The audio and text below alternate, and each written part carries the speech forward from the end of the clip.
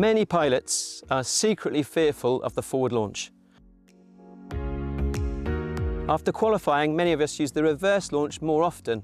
However, there are plenty of sites around the world where the forward launch is indispensable.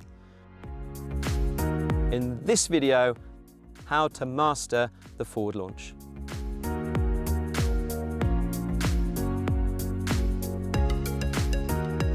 Hi, Toby here.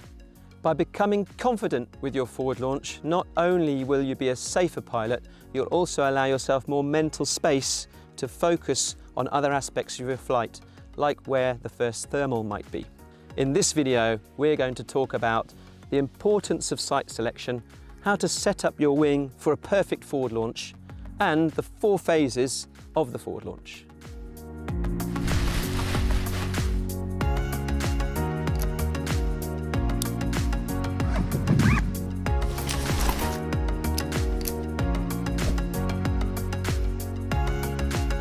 The first thing we need to do on arriving at a site is select where to launch from. 3 things will dictate our decision: the direction of the wind, the strength of the wind, and the shape of the hill. When selecting a site, we're looking for clean airflow. We need to visualize the flow of the wind across the terrain, and where possible, we want to launch directly into wind. When choosing where to place our wing for a forward launch, it's important we have some real estate to abort a launch if necessary. Also, when the wind is very light, we'll need to give ourselves enough room to accelerate before launching.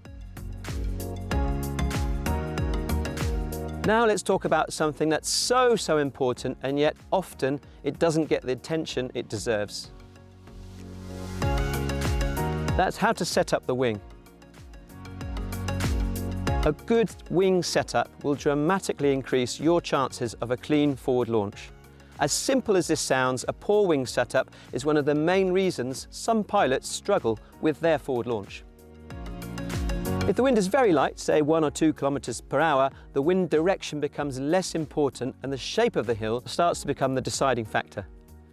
The hill we're on at the moment is quite flat at the top, so we probably also want to avoid setting up too far back, as running across flat terrain isn't easy.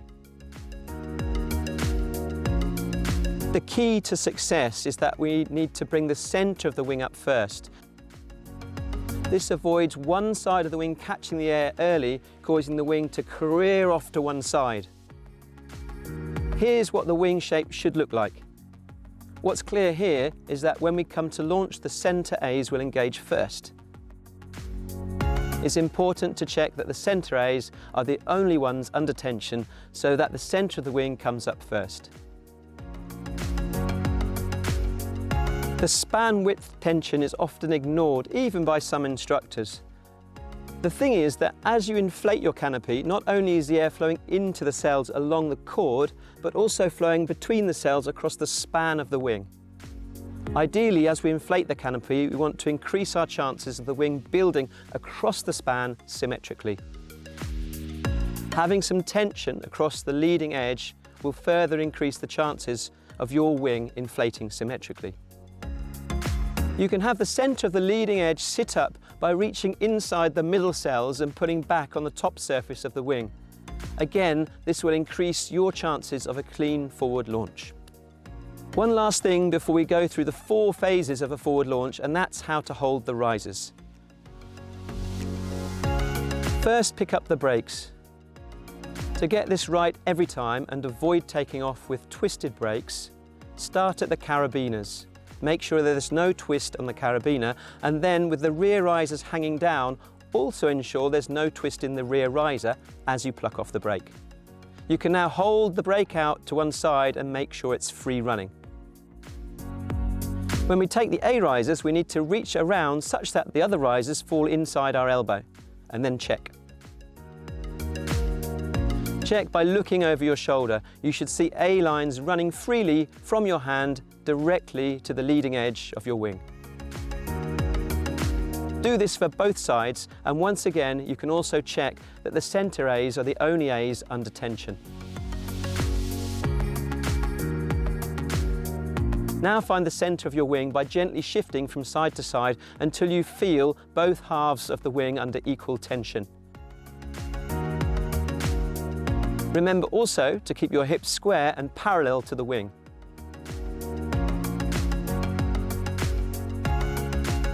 There are two generally recognised ways to hold your risers. I prefer to hold my arms out slightly with the view to sweeping the wing up. The other method is having your hands up by your shoulders and keeping them fixed there. With this method, you have more of a chance of collapsing the leading edge as you launch, but if you have a shoulder joint issue, perhaps you'll find it more comfortable. In both cases, it's important that the A risers are taut from your hands to the carabiners. Any slack will further encourage your wing to collapse during the launch.